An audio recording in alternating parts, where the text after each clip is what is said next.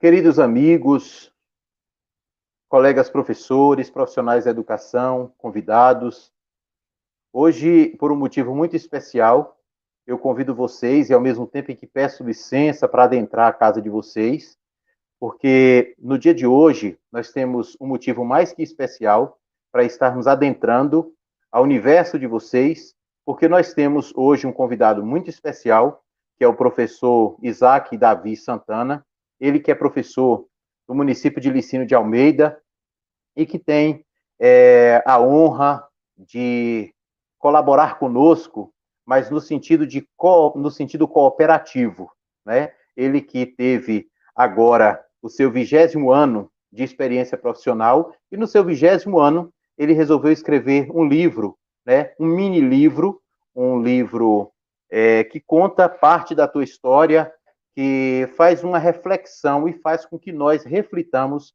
a respeito da nossa prática docente.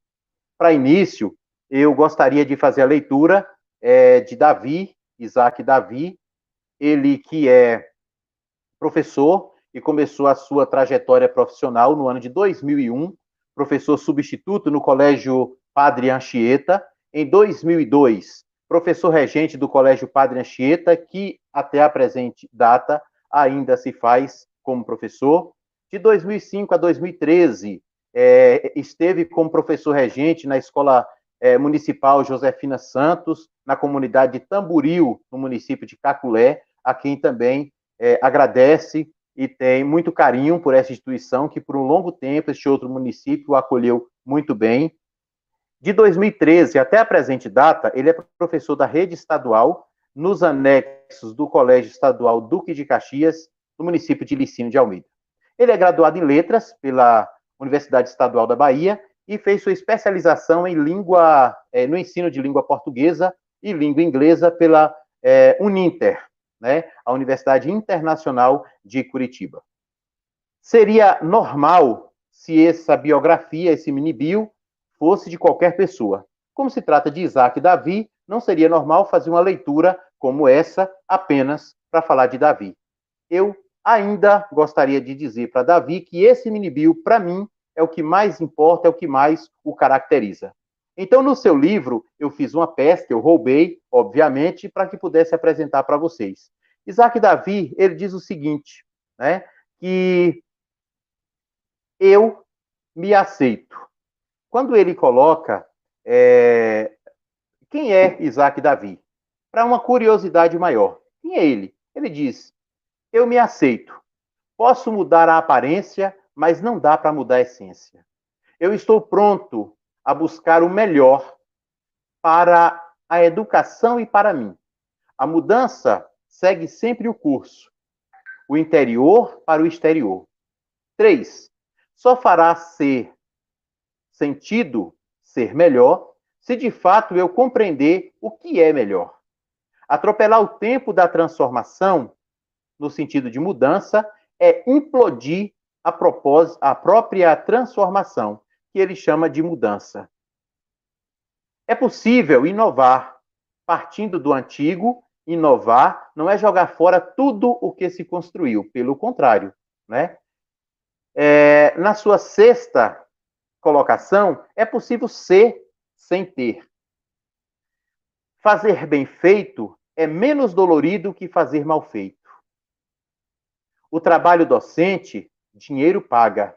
O reconhecimento, ainda que tardio, é impagável. Embora o foco seja o aluno, o melhor que eu faço é para a minha satisfação. As maiores transformações promovidas pela educação são invisíveis, mas altamente sensíveis. Neste momento, eu convido o professor Isaac Davi Santana para apresentar o seu livro, Aprendizagem na Pós-Modernidade. Boa noite, Davi. Seja bem-vindo. Boa noite a todos e todas que nos ouvem neste momento. Agradeço a todos, especialmente, inicialmente a Deus, por essa oportunidade, por esse momento, que Adailton ele faz todo esse momento, é como diz os antigos, né? Papagaiou demais a coisa, mas não é bem essa ideia. É uma coisa simples, na verdade, são pontos de reflexões de um educador que, ao longo desses anos de trabalho, vai se descobrindo enquanto pessoa que pode ser melhor, que pode ajudar mais, fazer mais pela educação. Nós vamos apresentar o livro, de uma forma geral, nós vamos perceber aquilo que surgiu de apenas observações, anotações, e foi ganhando corpo e chegou no ponto. Mas é importante ressaltar, pessoal, que esse trabalho é, acima de tudo, uma superação pessoal, da qual falarei na apresentação. Vamos ver?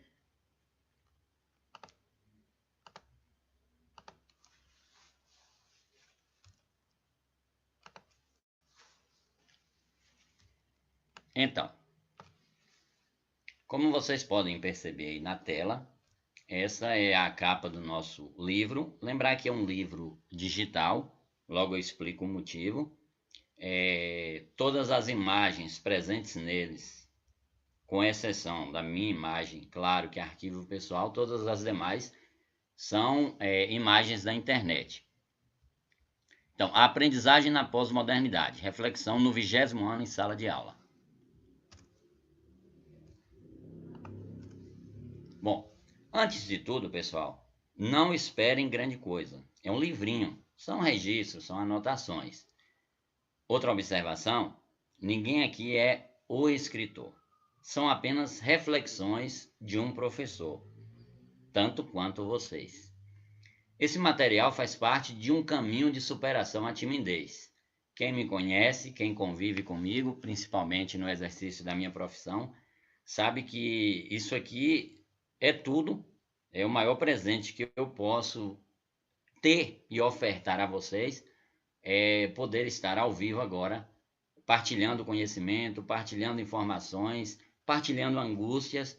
Então foi um caminho de superação à timidez, na qual eu contei com o grande apoio da minha amada companheira, minha esposa, porquanto me lembro que nos momentos em que eu precisava me comunicar pelas redes sociais, em especial pelo WhatsApp, eu tinha uma forte, sabe, eu me prendia em mandar um áudio e ela dizia: você precisa se aceitar, você é você, sua voz é sua voz, sua imagem é sua imagem. E isso foi me dando coragem para ser melhor, para me tornar melhor, para buscar ser melhor. Na verdade, não sou, mas busco ser melhor. Então, eu já venci a timidez? Claro que não, ainda sou tímido, mas é um caminho para a superação da timidez. E cada um, esse livro, na verdade, ele é um convite, porque cada um de vocês que estão me ouvindo, no interior, tem um livro como esse. Talvez não escreveu, talvez não falou. Que tal partilhar esse livro? E é um lançamento de um mini livro, modesto, mas não tem comes e bebes, pessoal, é tudo virtual.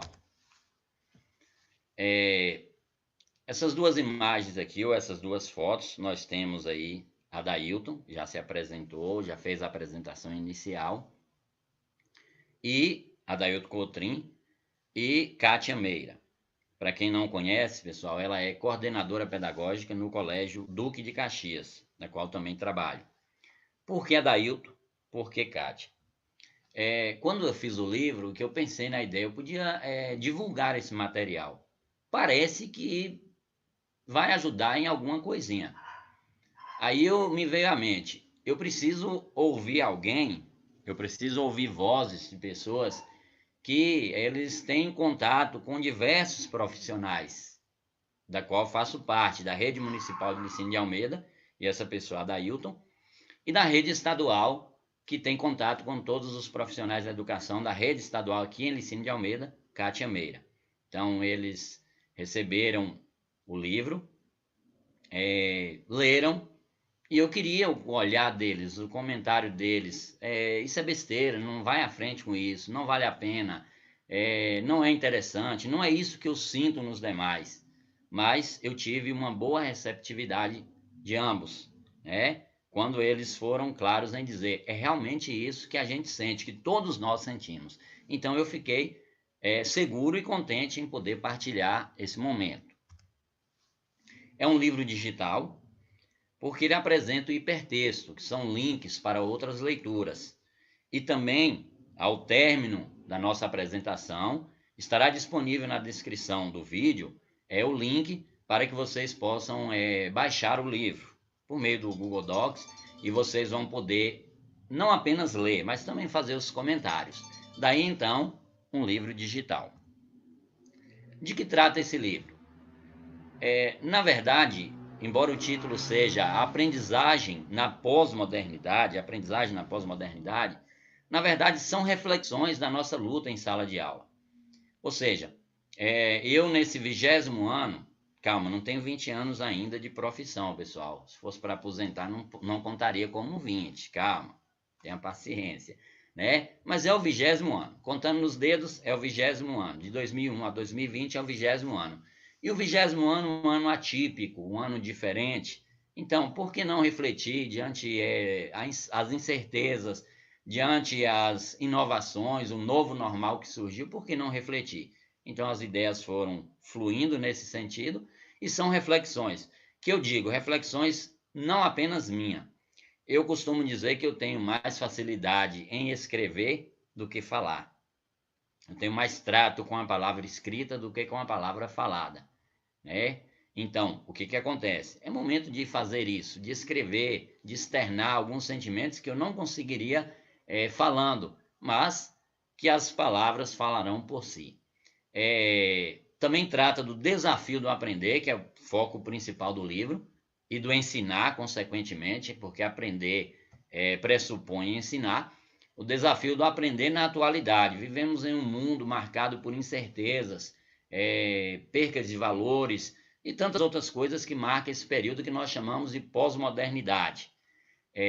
Também é uma tentativa, pessoal, reflexões de um professor. Não encare o livro como uma obra que vai ditar algo, vai ditar verdades. Claro que não. É uma tentativa de entender o porquê os alunos, eu coloco aqui, poderia colocar entre aspas, desaprendem. É algo que a gente convive. Mas o ano passado esse menino sabia isso, ele dominava isso, esse ano já não sabe. É uma tentativa de entender por que esses alunos, o que a gente chama de conhecimento, está se perdendo facilmente. O que essa obra não é? Ela não é uma fonte nem de nem para referência teórica.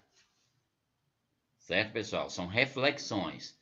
É um fruto de estudo, ela também não é um fruto de estudo sistemático, investigativo, não foi feito tabulação, investigação, não, são observações de um profissional que, assim como todos ou muitos que nos escutam aqui, também enfrentam os dilemas do dia a dia na sala de aula. Também não é um material acabado e sem pontos para questionamentos, altamente prontos a críticas, a observações, a possíveis erros. E o que essa obra é? São reflexões pessoais com base na experiência didática. É um convite, ela é um convite aos colegas educadores para externar suas experiências, né? Digo para vocês, não porque eu seja melhor, mas eu consegui superar alguns desafios, alguns medos, principalmente de estar nesse momento falando com vocês nessas condições, expondo a minha imagem, o meu rosto. Isso era para muitos era inconcebível e nós estamos aí. É também um material que pode, como eu disse anteriormente, pode ser altamente criticado e questionado. Mas, acima de tudo, eu considero, é um desejo de dialogar com todos, pais, professores. Eu coloco aqui no exercício da profissão docente e posso acrescentar todos aqueles que estão envolvidos na educação de alguma forma e estão inquietos e acreditam que a educação colabora para transformar vidas. A Dailton falou na apresentação mudança e transformação. Nós vamos falar alguma coisinha porque a gente entende que mudança e transformação não são necessariamente sinônimas, mas vamos falar sobre isso. Como é a estrutura do livro? O livro, na primeira parte, ou primeiro capítulo, e segundo mini capítulo, pessoal, é um mini livro. Nesse primeiro momento, é feita a apresentação e depois falamos sobre pensando a prática. É que no início da minha profissão, eu sofri muito essa questão, esse choque teoria-prática. Eu não conseguia encontrar um ponto de convergência teoria e prática. Então, às vezes, no livro fala um pouquinho sobre isso, em rápidas palavras, principalmente em jornadas pedagógicas. Muitas vezes eu me achava perdido naquilo, em ouvir, em estudar tanta coisa, e eu não conseguia encontrar um ponto de aplicabilidade aqui, né, na minha prática. E aí tem até um balãozinho destacado aqui, que era um pensamento que a gente falava, pode ver que ele está falando, ele nunca entrou na sala de aula, é porque ele não conhece aquela turma. E aí nós vamos perceber que é um casamento possível. Teoria e prática é um casamento possível em educação. Aí eu cito o exemplo da área da saúde pública, diante da pandemia que estamos enfrentando, e mostro que, é claro, um educador, na prática, ele precisa da teoria. Um teórico, ele precisa de entender a aplicabilidade e a aceitabilidade daquilo na prática. O livro discute um pouquinho sobre isso também. Na parte 3, é o momento em que eu faço, antes da reflexão da aprendizagem na pós-modernidade, eu falo um pouquinho da autorreflexão, eu faço uma autorreflexão. E aí eu coloco uma coisa no livro que mudou o meu modo de enxergar e que eu posso discutir um pouquinho nesse momento com vocês. A ficha caiu. De nada adiantava querer mudar a metodologia se o mais importante é dominar as sensações. Eu queria uma mudança em mim como profissional de fora para dentro. E não funciona nem como profissional, nem como pessoa, nem como religioso. Nenhuma mudança funciona do exterior para o interior. Então eu jurava para mim mesmo, eu vou fazer diferente. Mas eu me escondia, como vocês podem ver nessa imagem, ou tentava me esconder das angústias, dos anseios, vamos dizer, das tentativas, das frustrações. E aí é que eu criei o manual, meu manual, que tem o hiperlink lá, né? Vocês podem clicar no link no livro, quando vocês tiverem acesso ao livro, logo ao término dessa apresentação, desse momento, mas que a Dailton também já leu, ele achou importante fazer essa leitura. Creio que, eu deixo bem claro, é o meu, porque cada profissional constrói o seu manual. Na parte 4, nós tratamos dos conceitos. O que é pós-modernidade? O que é sociedade líquida? Para alguns pensadores, nós vivemos o período da pós-modernidade, ou seja, a queda do muro de Berlim e as transformações sociais que operaram final do século XX, criou um conceito de pós-modernidade. Mas pensadores como Bauman, ele já diz que é uma sociedade líquida, quer dizer, a perca de valores, a liquidez de valores, valores até então tidos como pétreos, sólidos, passam a se tornar líquidos. E que é muito importante também porque a gente entende que a aprendizagem, ela também vai entrando nessa onda da sociedade líquida, do saber, ou melhor dizendo, dos valores líquidos. E aí eu defino também aprender e faço uma relação com apreender, que eu percebo que muitas vezes, se nós conciliássemos esses dois termos, aprender e apreender, de prender, de reter, a aprendizagem fruiria mais, teria mais frutos.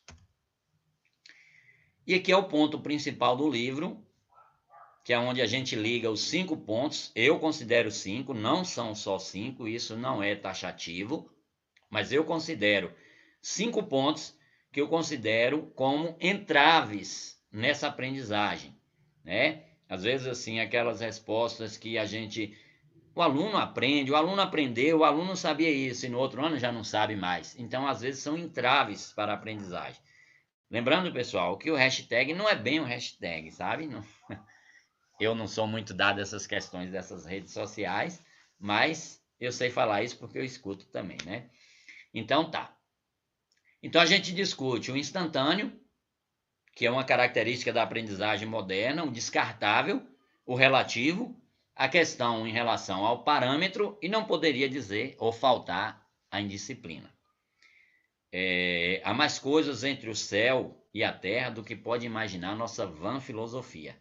Por isso eu disse, São 5 pontos que eu considero. Porém, há muito mais coisas entre isso do que pode imaginar nossa vã observação profissional. Quanto ao instantâneo, eu trago aí na imagem, eu acho que todos conhecem ou podem conhecer na imagem à direita da tela. É muito comum em épocas chuvosas aqui para nós e em todas as regiões, é a revoada de alguns dos cupins siriris ou aleluias, como alguns chamam. Nós chamamos aqui na nossa região, nosso lugar, da mariposa. Então eu uso esse aí, embora seja um ciclo vital, uma situação para a reprodução, para garantir a continuidade da espécie, eu chamo isso de uma saga da mariposa, que é que a aprendizagem está indo nesse caminho, que a modernidade, a pós-modernidade caminha nesse caminho, no caminho do instantâneo. Tudo é muito efêmero, tudo é muito rápido, tudo é muito passageiro. É a saga da mariposa. Aquele voo bonito, mas é uma noite só, depois cai. Claro, pessoal, não vamos... É uma metáfora, entende? E no canto, na tela, no canto esquerdo, nós temos aí um exemplo nas comidas instantâneas. Então, o caráter pós-moderno, em especial a aprendizagem, trabalha muito com essa questão do instantâneo. Mas até que ponto essa instantaneidade colabora e pode ajudar na aprendizagem? No sentido de reter, de aprender de fato. Também vimos a questão do conhecimento descartável. Muito do que se aprende e talvez muito do que se ensina, jogando a pedra no nosso telhado também, é descartável. Então, nós precisamos ver o que é essencial, o que é importante. E aí eu trago uma pequena história que fala de um casal que comemorava as bodas de ouro e que alguém mais jovem perguntou qual o segredo de viver tanto tempo o matrimônio? E ainda foi mais além ao perguntar se não havia se cansado um do outro. E aquele senhor responde sapiamente, nós somos de um tempo em que quando uma coisa quebrava, nós consertávamos. E está faltando isso na educação, consertar muitas coisas. Por viver em um mundo com tantas coisas, com tantos valores descartáveis, nós estamos colocando isso também na educação, descartando muitas coisas que daria para consertar. O terceiro ponto que a gente percebe no livro é a questão do relativo. Quando Einstein ele lança em 1905 a teoria da relatividade para a questão da gravitação universal, a questão do espaço-tempo, então ficou falar em relativo, isso é relativo. Pessoal, mas o que é relativo? Até que ponto valores são relativos? Até que ponto é absoluto? Então a gente trata dessa questão. Eu considero, posso estar enganado, mas eu considero aprender como algo absoluto, que não pode ser relativo, não pode ser relativizado, porque aprender supõe ou pressupõe quem quer aprender e tem interesse para tal, e quem quer ensinar e tem maestria para tal. Então, e a aprendizagem, penso eu, independente de cultura ou tempo, ela não é relativa, ela é absoluta. Valores morais e éticos podem variar com o tempo, de cultura para cultura, mas aprender não. Consideramos, no quarto ponto, o parâmetro, ou seja, qual é o modelo que nossos estudantes e nós também, educadores, estamos usando. Qual tipo de parâmetro? Será que é aquele modelo que chega ao auge sem ter construído um caminho de sucesso?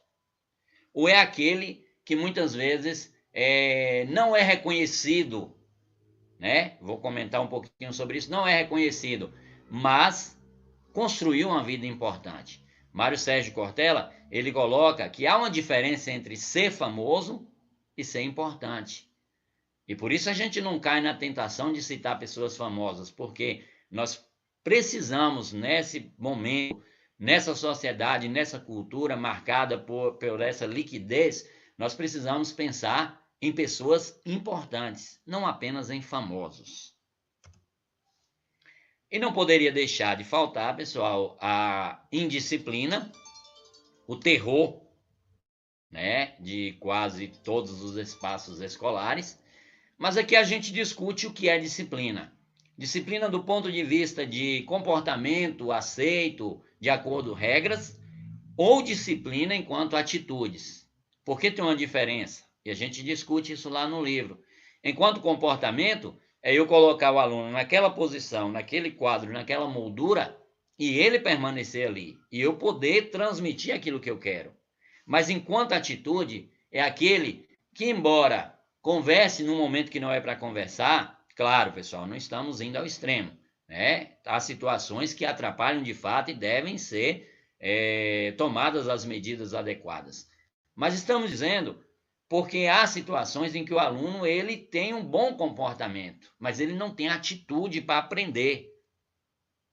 E aí a gente faz uma comparação, uma sala de aula indisciplinada e um atleta para conseguir vitórias, ele precisa de disciplina. E o que é disciplinar-se para um atleta? É fustigar o próprio corpo. É ele fazer muitas vezes mais do que o seu corpo está aguentando, porque ele precisa superar limites. Será que nós estamos colocando isso na educação como um todo? Não vamos dizer só alunos, mas na educação como um todo, a superação de limites, a perseguir um ideal?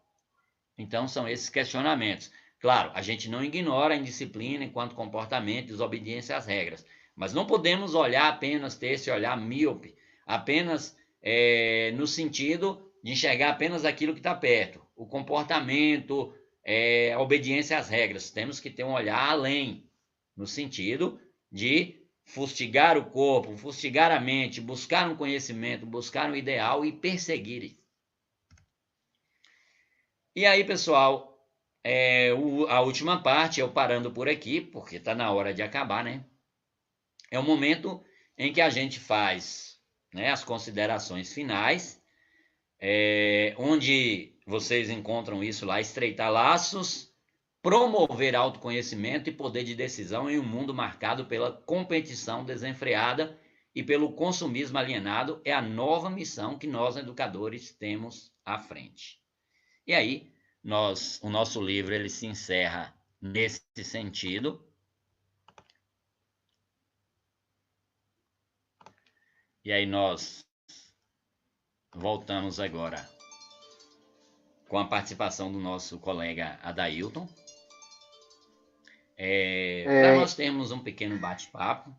Então, antes de ele dizer algo, eu quero só comentar. Esse livro, mais uma vez, esse livro vai estar disponível, o link, pessoal, não custa nada, fiquem tranquilos, não tem custo. É um trabalho que eu, assim, isso traz prazer e alegria porque eu me superei para chegar a esse ponto. É bom, é excelente, é um material bom? Não. Mas é um material que uma coisa eu acredito que ele vai fazer. Ele vai fazer você, ao ler, ele vai fazer você pensar. Eu também posso, eu também consigo, eu também tenho um livro internado em mim, um livro como esse. Professor, eu confesso que, à medida que você foi falando sobre o livro, foi adentrando, eu conseguia perceber suas práticas. E eu gostaria de mencionar também que, além de ser um amigo pessoal, eu tenho a minha crítica enquanto professor, mas principalmente enquanto pai. E estou aqui muito satisfeito, muito feliz por ter tido a oportunidade de tê-lo por 2 anos como pai de uma das minhas filhas, por quem ela nutre um grande respeito, um grande carinho, e muita coisa ela aprendeu com muita gente, mas talvez uma das tuas marcas mais fortes seja a responsabilidade. Até então eu achava que era responsabilidade, mas hoje tornou-se concreto para mim que a humildade talvez ainda seja maior.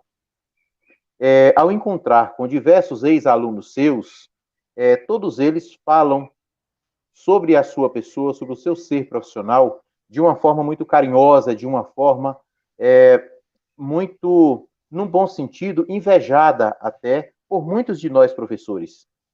E eu acho isso muito bacana, principalmente nos dias de hoje. Há uma fala muito recente de um ex-aluno seu que você foi professor dele por 1 ano. Se ele não está te ouvindo, com certeza ele vai ouvir num dado momento, que isso aqui vai estar gravado, e ele vai poder estar comprovando isso aqui, vendo que eu não estou aqui puxando, entre aspas, puxando o saco. E ele disse, olha, hoje eu me arrependo de não ter optado por perder de ano para eu ter a oportunidade de mais um ano ter sido aluno de Davi. E isso me fez muito feliz, porque ouvir um aluno falar isso de um professor hoje, de fato, é deixar um outro professor muito feliz, principalmente alguém que é amante da educação. Então, trazer hoje, estar aqui com você nesse momento, compartilhando desse momento e ouvindo de você essa grande superação que nós também, apesar de sabermos o quão grande você é, apesar de muito humilde, você traz para a gente esse exemplo de superação, inclusive com a tecnologia, que talvez seja um marco desses 20 anos, nesse 20º ano de carreira de magistério.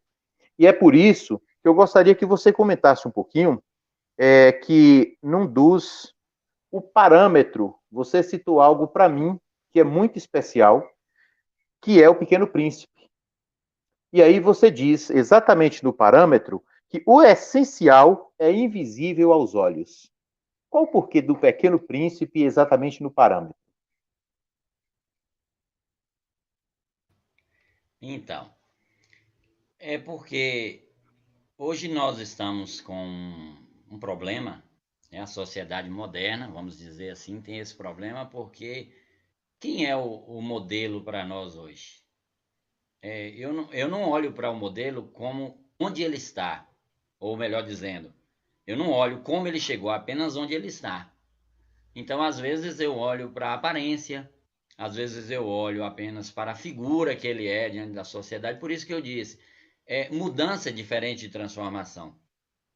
Lembra que eu disse isso? Vou fazer uma ponte com essa questão. Então, o que acontece? Hoje nós temos uma sociedade que, lamentavelmente, vamos dizer, trocar em miúdos, né? Não vamos fazer rodeio, não.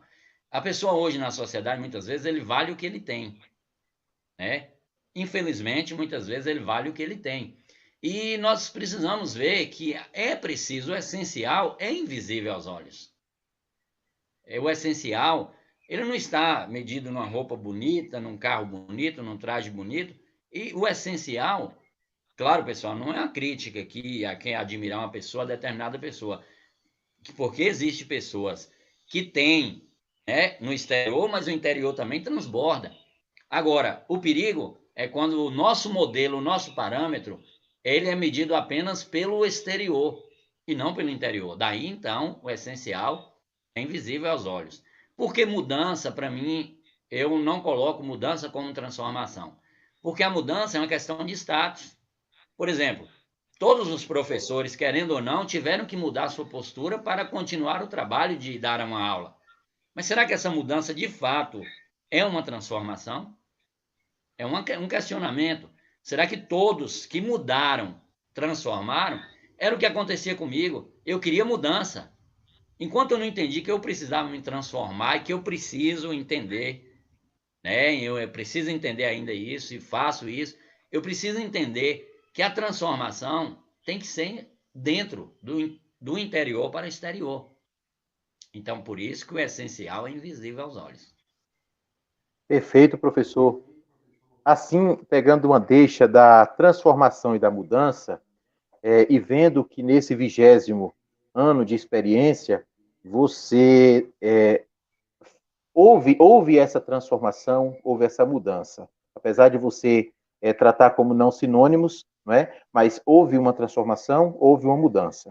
Nesse sentido, eu gostaria também que você trouxesse que, exatamente nesse 20º ano, foi um ano em que houve um diferencial, um divisor de águas, né, no mundo. Né? Nós tínhamos um mundo tido como normal e nós passamos até agora, vamos passar a ter um novo normal.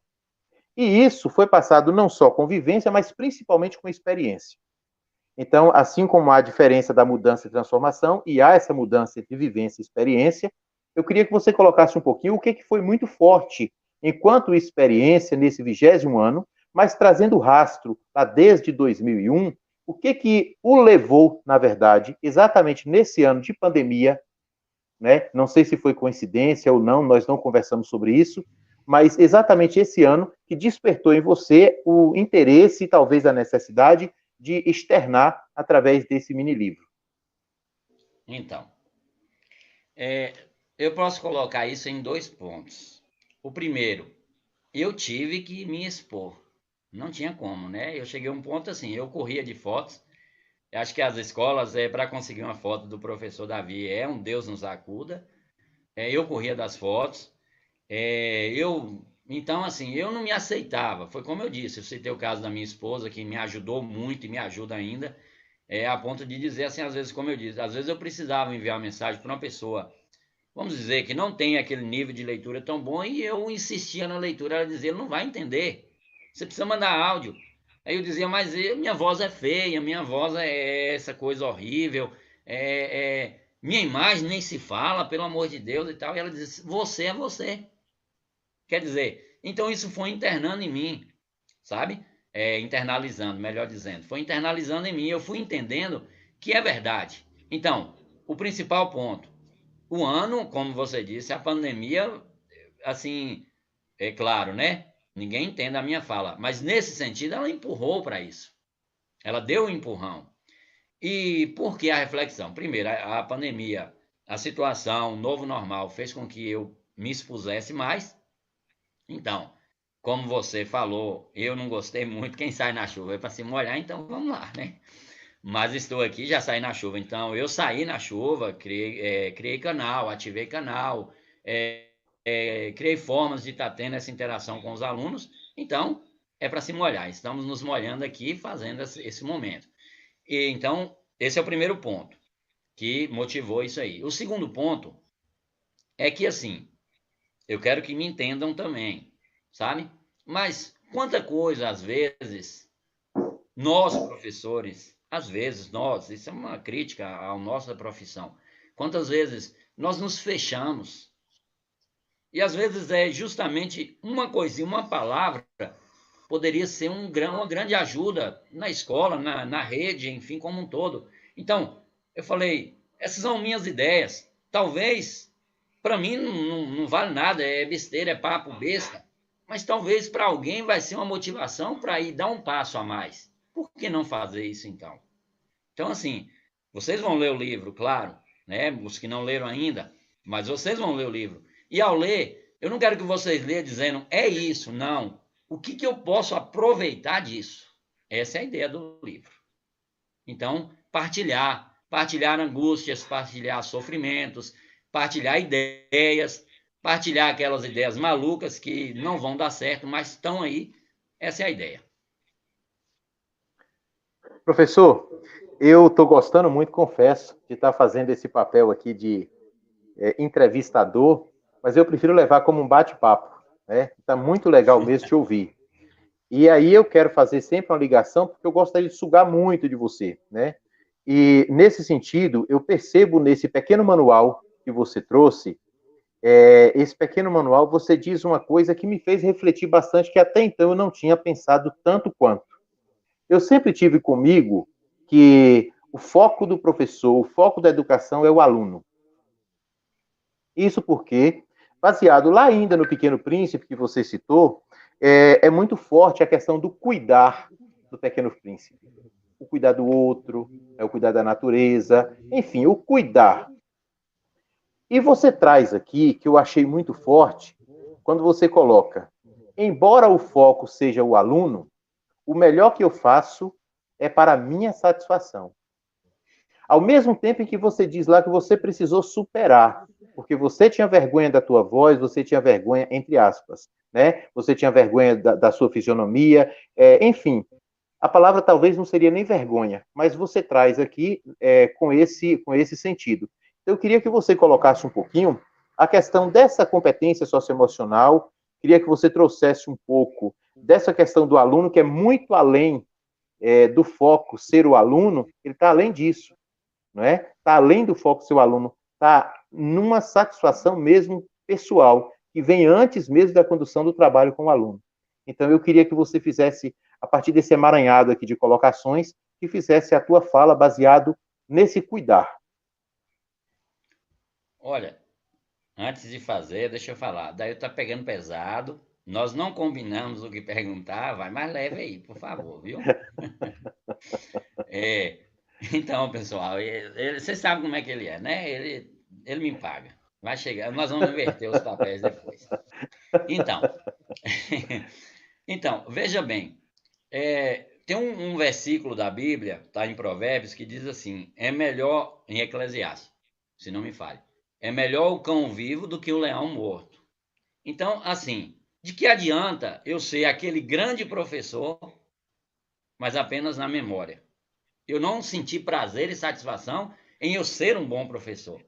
Não que eu vou estampar isso numa camisa, não que eu vou. Mas o ser humano é um ser que é vaidoso nesse sentido. Eu não quero que as pessoas, vamos dizer, saiam falando, professor Davi, nota 10. Não é essa a ideia. Mas é a ideia de eu ter a satisfação de ter feito um trabalho bem feito, de fazer bem feito. Então, de nada vai adiantar eu ficar com o discurso, o foco é o aluno, o foco é o aluno. Mas eu preciso também estar bem, me sentir bem, para que o aluno possa receber bem. Então, é nesse sentido que eu trabalho no manual esse ponto que você colocou, que é justamente essa questão do socioemocional, do autoconhecimento, entendeu? Não vai adiantar. O que me motiva a levantar todos os dias, a encarar os desafios que a educação tem, os percalços que todo mundo enfrenta? O que vai adiantar se eu não tiver satisfação nisso? Se eu não sentir essa satisfação, não vai adiantar. Eu posso ser um expert no assunto, dominar o conteúdo, mas como pessoa, como ser humano, como ser sensível, eu não vou estar bem. Então, eis a questão, né? O foco é o aluno. O foco é o aluno. É o discurso que a gente vai escutar e tem que escutar mesmo. O foco é o aluno. Tá, o foco é o aluno. Mas e eu? E quem faz pelo aluno? Precisa se sentir bem também, precisa estar realizado, precisa estar, vamos dizer, enquanto ser humano, enquanto pessoa, ele precisa estar bem, plenamente. Então, essa é a ideia. Porque assim, se a gente ficar só o foco é o aluno, o foco é o aluno, nós poderemos transformar seres emocionais, sensíveis, em seres apenas racionais e que apenas cumprem uma missão. E essa não é a ideia. Respondi sua pergunta, que essa você Sim, pegou sim, pesado. sim. E ainda vem mais uma. De fato, o trabalho docente, o dinheiro paga, né? Mas o reconhecimento, ainda que tardio, ele é impagável. Davi, você percebe reconhecimento hoje no seu trabalho? De que forma? Bom, você citou um exemplo nesse sentido. Sabe qual é o meu reconhecimento? Assim que eu vejo que para mim é o que moeda não paga, que o real não paga. É eu ver tantos alunos. Eu dizia para eles, eu vou falar uma coisa que eu falava para eles direto. Falar, pessoal, eu não quero ser estrela. Eu quero ser o que vamos chamar aqui, ó, a extensão, o pano de fundo para as estrelas brilharem, que são vocês. Então, eu ver um aluno meu brilhando, isso me satisfaz, isso me alegra, e é isso que eu chamo de satisfação, que eu chamo de algo que eu consegui, que é impagável. Entendeu a lógica? Às vezes a gente preocupa Sim. muito em ser estrela, mas só vai existir beleza no brilho das estrelas se houver um pano de fundo. Você coloca no seu livro também que você abomina o Ctrl-C ou Ctrl-V, certo? Baseado nisso, eu vou contradizer a tua fala, dizendo que eu gostaria muito de fazer um Ctrl-V, Ctrl-C, um Ctrl-V no seu profissional em cada uma das escolas do Brasil. Com certeza, professor, nós teríamos uma educação diferente se nós tivéssemos réplicas do seu ser profissional em cada uma das escolas. Você, nesse sentido, faz a diferença na vida dos alunos, na vida dos seus colegas, professores, que te veem também, por mais que você diz que você não quer ser estrela, e você de fato não faz nada, porque eu o conheço, para se aparecer, você é assim porque você é assim. E entendendo que esse momento é um momento difícil, é um momento que jamais imaginávamos estar passando, é um momento em que nós precisamos aprender, que nós precisamos reaprender, e nesse sentido também você deu muitos passos largos adiante de muitos de nós, professores, seus colegas. Você, como diz, passou por uma superação, você, inclusive, tem um canal no YouTube que eu sou frequente, eu sou um aluno assíduo, né, tentando sentir um pouco do que é ser aluno de Davi. Eu sou frequente no seu canal do YouTube. E para encerrar a nossa conversa, que eu acho que uma hora, como era combinado, já é suficiente pelas pessoas que estão assistindo, por mim eu ficaria aqui mais uma, mais duas, aprendendo bastante com você.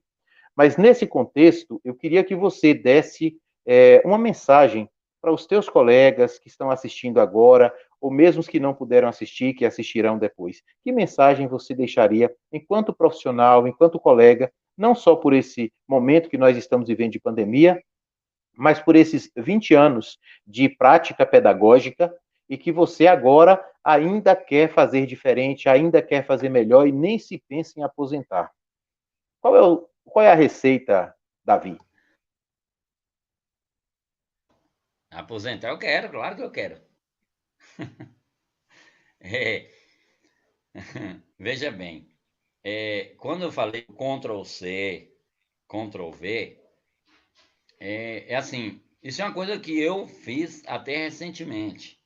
Deixa eu explicar melhor um pouquinho, talvez no livro faltou esses detalhes, porque a gente fica preocupado, é mini, é mini, é mini, e tem que resumir mesmo, porque hoje a gente precisa entender, né, que não adianta, né, muita coisa e achar, não, a ideia não é essa. Mas veja bem, o Ctrl+C e o Ctrl+V, eu não estou dizendo eu fazer, por exemplo, eu, professor Davi, Ctrl+C, Ctrl+V no plano professor Adailton, no jeito da aula do professor Adailton. Mas o problema, isso não tem problema. O problema é quando eu não consigo adaptar o meu plano para um aluno diferente, para uma turma diferente. Então, eu tenho 2 turmas de 9º ano, por exemplo. Por que que uma turma, o plano para uma turma tem que ser Ctrl+C, Ctrl+V para outra turma? E é aí que está o problema. Porque eu posso muito bem copiar uma ideia sua, copiar um planejamento seu, copiar uma determinada metodologia sua, agora, desde que ela se encaixe, ninguém vai receber aquilo. E que é uma grande dificuldade. Eu não estou dizendo que eu faço, e que eu consigo, que eu sou profissional nisso. Eu estou dizendo que é um desafio para nós educadores fazer isso. É um grande desafio. Então, como você pediu aí uma mensagem final, né? Dizer que o educador dos novos tempos é um educador que precisa estar atento às mudanças, mas, sobretudo, às transformações. Ele não é mais apenas o transmissor de conhecimento, porque a gente tem muita informação e muito conhecimento. Hoje você aprende de tudo, a um clique você aprende tudo. Você tem um mundo na palma das mãos, vamos dizer assim. Mas o professor hoje, nosso desafio, pessoal, eu estou também incluído, o nosso desafio. Não entendo isso aqui, ou não entendo o livro, ou não entendo esse momento como algo em que eu estou aqui num patamar e colocando os demais aqui. Muito pelo contrário, nós estamos juntos na mesma posição. Então, o nosso desafio é ser um mentor, né? Porque nós temos alunos muito informados, e às vezes até mais do que nós, em questão de informação, né? Quer ver o exemplo? A tecnologia, eles colocam a gente, muitos de nós professores somos colocados no bolso em questões de tecnologia, frente aos alunos que temos. Então, nós precisamos ser o mentor, o mediador, né? O organizador, e às vezes também até o que chama de curador, que é aquele que vai selecionar aquilo que é importante, porque tem muita informação, muito conhecimento. Nós precisamos ser, muitas vezes, devido à nossa maturidade, ser maior, é claro, devido até à própria idade, ser o filtro de conhecimento de muitos de nossos alunos. Entender que informação é diferente de conhecimento, entender que estamos diante de novas competências. E aí eu digo a questão, o foco é o aluno, mas eu preciso pensar em mim, que é o bem-estar. Porque um professor que ele não está bem, não está resolvido consigo mesmo, ele não vai conseguir fazer um bom trabalho, por mais que ele domine todas as técnicas. Eu preciso ser um acolhedor, é um desafio, né? É claro que tem professores que têm essa inteligência, vamos dizer, no campo socioemocional, socioafetivo, mais desenvolvida do que outros. Mas é um desafio de todos nós. Ser um acolhedor, promover essa conexão com os diferentes conhecimentos. Um olhar integral. Eu não preciso dominar tudo, eu não preciso conhecer tudo, eu não preciso ser a enciclopédia ambulante, mas eu preciso ter um olhar integral em cada área, em cada saber, para ajudar o meu aluno a progredir. Uma escuta ativa. Nós estamos enfrentando o mal do século, nós estamos as crises de ansiedade, nós precisamos disso também, a escuta ativa e, por que não, a compreensão do outro, a compreensão pessoal e a compreensão do grupo, para promover interações sadias.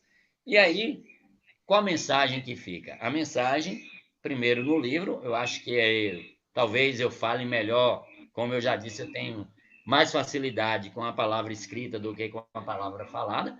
A mensagem do livro, que é a mensagem que eu deixo aqui nesse momento. É uma missão. É fácil?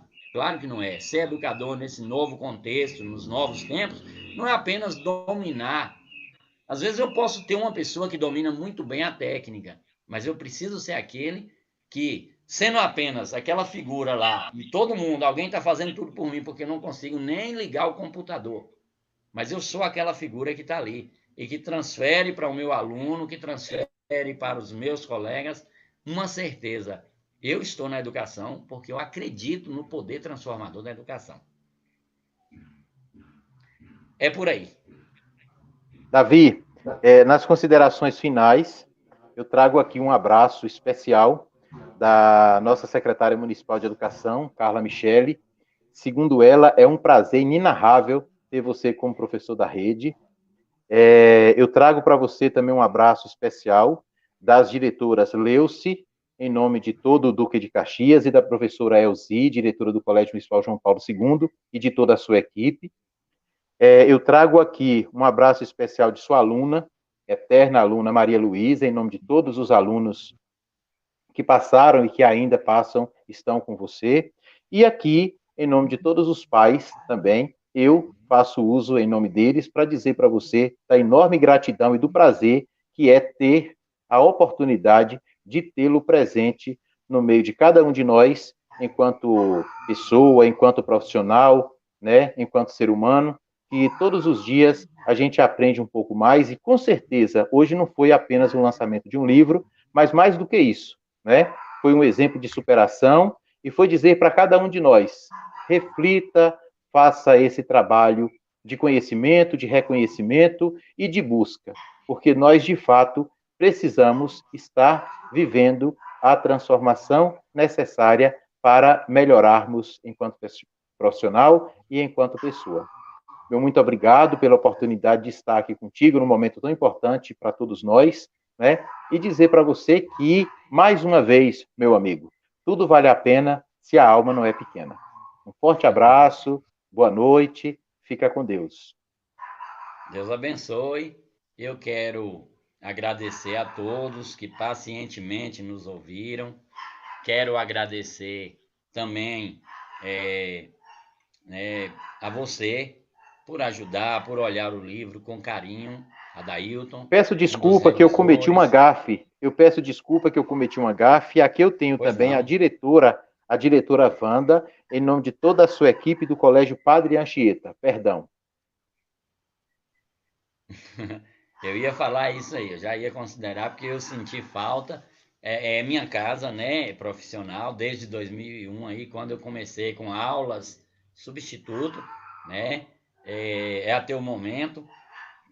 Então estamos lá.